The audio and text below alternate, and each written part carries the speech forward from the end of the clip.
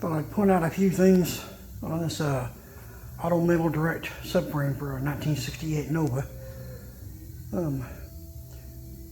Something I did on a video I'm still uploading. So I talked about the rust that got under here, but I wanted to add it here. I was going around and I'm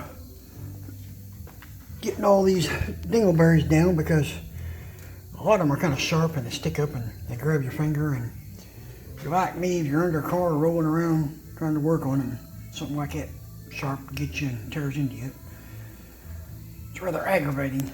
So what I've done, I've been taking a little angle grinder I got right there and that little belt sander right there that I got from Harbor Freight, which the tool seems to be okay, but the belts you get from Harbor Freight they don't last very long.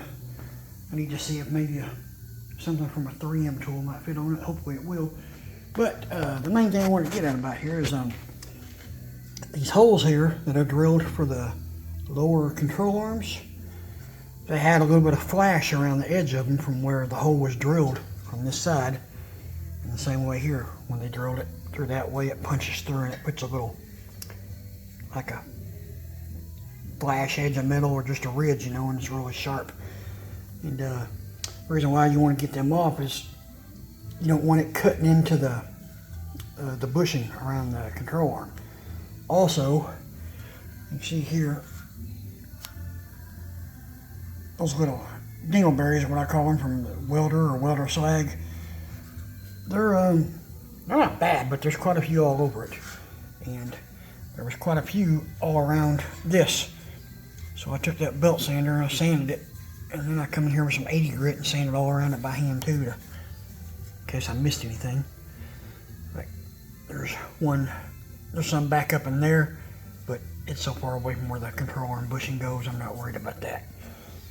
But also something else I wanted to point out was this front edge all the way across there was real rough and jagged. It was almost like it had been cut with a plasma cutter and or a torch. And, so anyway, I just took a little flap wheel on my dual angle grinder there. And, I believe it was 80 grit. And I just went down around it and I smoothed down the whole edge. And I come across this side and then that side to knock the edge off a little bit. It's not so sharp. But that front side there was really jagged and rough. But the only other things, let me see if I can move this thing around here while I'm holding my phone. Wish me luck.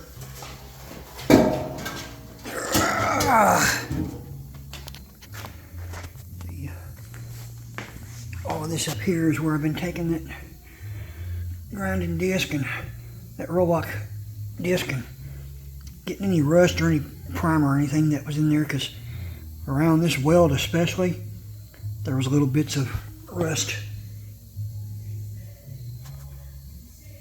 It's hard to see, but right in there. Looks like rust anyway to me. Right there.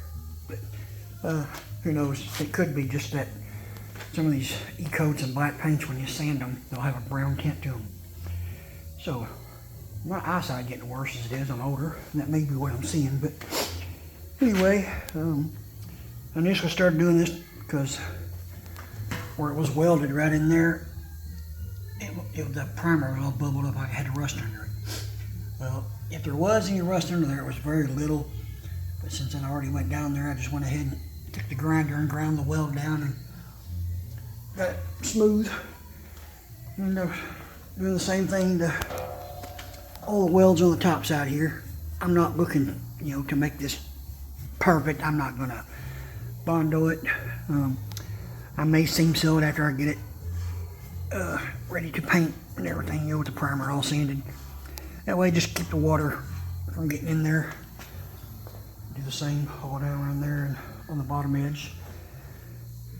The bottom side where the welds are, I felt on them, and luckily they're smooth and they don't have any welder slag anywhere. So that's what we've been working on today. But the main thing I was going to share about that was them holes where the control arms go, to make sure that you get any weld or slag or ground out of there, any flash from where the hole was drilled, because you don't want that eating up your bushings after a while, and then wondering why you got to keep replacing them in a lot shorter time period than what it's supposed to be.